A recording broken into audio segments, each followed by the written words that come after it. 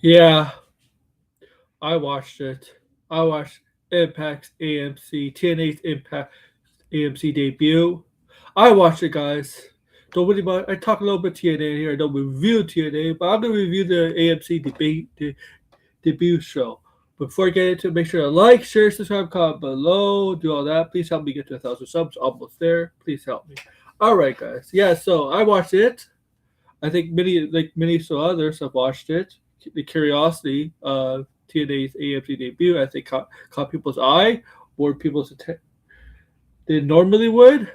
I mean, I watched TNA a little bit here and there, but not avid. I used to be an avid TNA watcher back in the day, but over the years, I'm more of a casual TNA. But I had to check this out because it's on cable TV now. I mean, um, so it's easier to access to now, right? So I watched it. Yeah, it was not good. It's disappointing.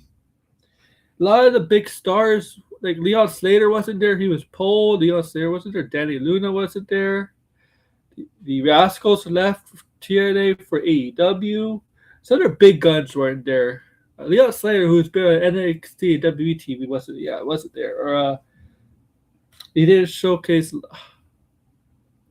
lot of talent that we wanted to see. A lot of them were not on the card. A lot of them not even showed up for backstage segments. But in this show, I mean, yeah, AJ Styles kicked off the show. He kicked off the show to just basically hype AMC's debut on TNA's Impact debut on AMC. That's what he basically did, was to hype up the show. And there wasn't a lot of TNA originals there. Really, there wasn't like a lot of TNA Legends or originals. I mean, look, some of the TNA originals or legends are not hampered by if they're working in another company like AEW. I know AEW has some TNA talent that probably were not allowed to go. WWE has some, but WWE and TNA have a working relationship, so that doesn't apply to WWE. I understand what AEW, but he didn't really have some of the what made TNA great. Some of the stars they didn't have like obviously Samoa Joe can't be there, but they didn't even have Kurt Angle there, man. They didn't have Kurt Angle there, but they did have even Jerry Lynn for a little bit. I mean Jeff Jarrett obviously they couldn't have, but they didn't have Miracle Most Wanted. Motor City Machine Guns could have been there. That's how they started. They didn't even have them there. Daniels is AEW, Christopher Daniels. Amazing Red didn't even have. I mean, like, okay. Okay. Yeah, and then they had the first match. The Hardys. The Hardys teamed up with Elijah. Elijah used to be Elias in WWE, right? So they teamed up. It's funny because remember, like Jeff Hardy and Elias or Elijah had a back in the pandemic era where there's no fans and the fans allowed. The whole Jeff Hardy was drunk driving and he caused an accident. Elias got hurt. And he was on the shelf for a while. Then they had a feud later that year, 2020. They teamed up here to take on Mustafa Ali's team. So they had a lot of WWE talent on this television. They did. They had a lot of WWE talent on this television. Former WWE talent, but WWE talent nonetheless at one point. And the Hardys and Elijah won. They got taken out by this guy. And then the Righteous, who's his Dutch, and Vincent came out. They're playing this card like they they respect the Hardys, they idolize the Hardys, they're going to do this. But then they took out Matt Hardy and they made Jeff Hardy watch. So yeah, and I believe the Righteous are going to face the Hardys at an upcoming PLE. What's the PLE? The next pay per view turning. What is it? What is it called? TNA Genesis. Genesis, yeah, Genesis. This Saturday. Yeah, so we had that. We had a couple of celebrities, I guess you consider celebrities, in the crowd. We had some of the cast from the show Dark Winds. We had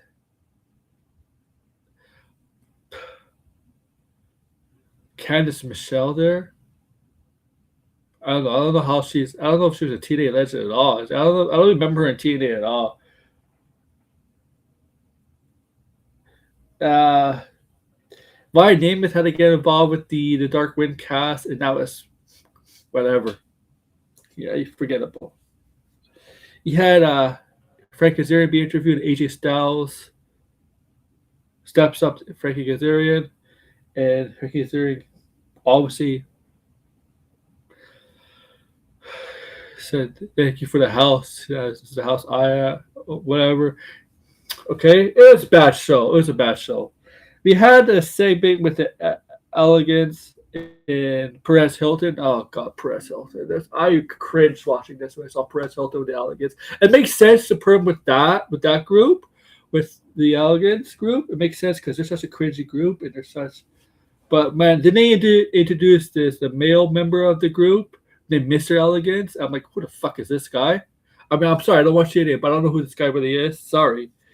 Then the women, the tag team now against the women tag team, they faced the Inspiration, formerly the Iconics, Billy Kay and Peter Boyce, but here the Cassidy and Justin McKay for the titles, not WWE, TNA tag team titles. The Elegance won. That's only because the Inspiration's contract is up with TNA expired, and there's companies that's interested in signing them. No company specifically said, but there's companies. I wouldn't be surprised if it's AEW. Maybe WWE. Who knows? Who knows? Uh,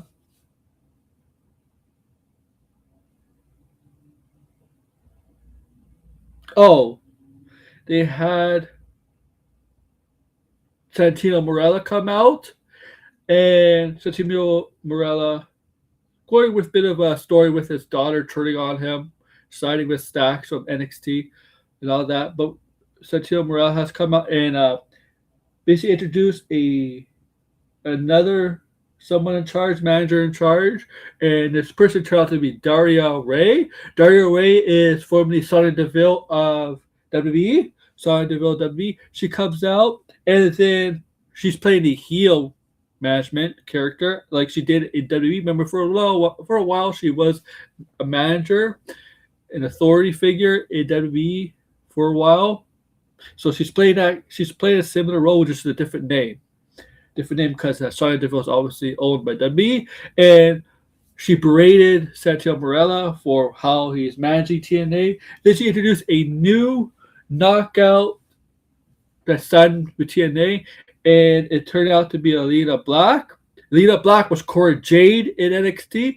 I thought it was going to be Mandy Rose just because of the relationship between the two, Sonya and Mandy. But I thought it was going to be Mandy Rose. But no, it's Alita Black. Alita Black is officially with TNA now. Okay. What else was there? Oh, we had. Okay, so what else was there? This is how bad it is.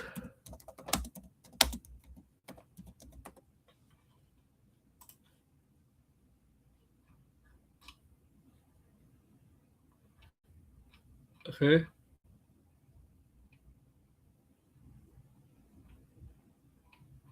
Oh yeah, Dixie Carter was there. Okay. I'm trying to find out. This is how bad it is. No. Oh, AJ Styles confronted Santana and told Santana to basically kick Frankie Kazarian's ass.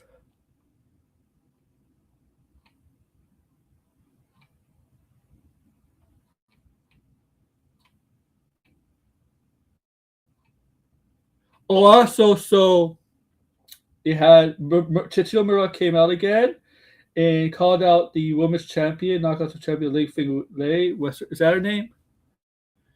Yeah. Uh,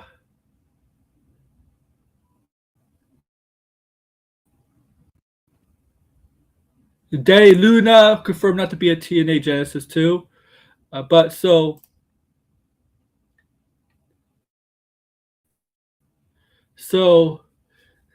now there's gonna be so she's gonna have to. So what's happened is somebody's gonna sign a contract for a TNA Knockout Champion title at Genesis. That turned out to be came out. Sobuka Zarya came out. Sobuka took the mic. You would make it think she was gonna answer the challenge, but she stepped back and told Zarya to do it, and Zarya signed the contract on Sentinel Morella's back. But yeah, I call Sentinel Morella's back. Sentinel Morella. Okay, so it's gonna be at Genesis Zarya versus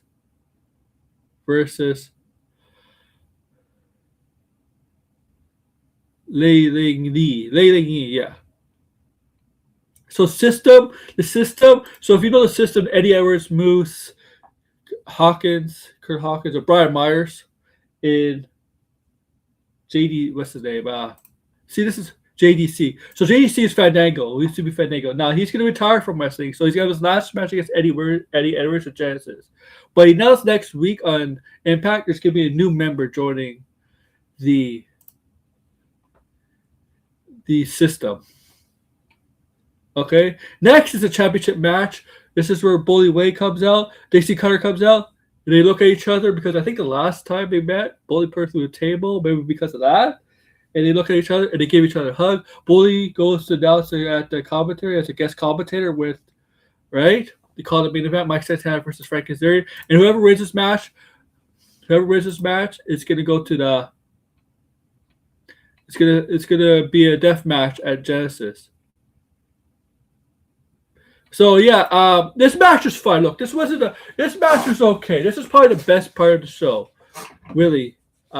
Yeah, but Mike Santana won, got the title back, and then what that means is, I think he's gonna face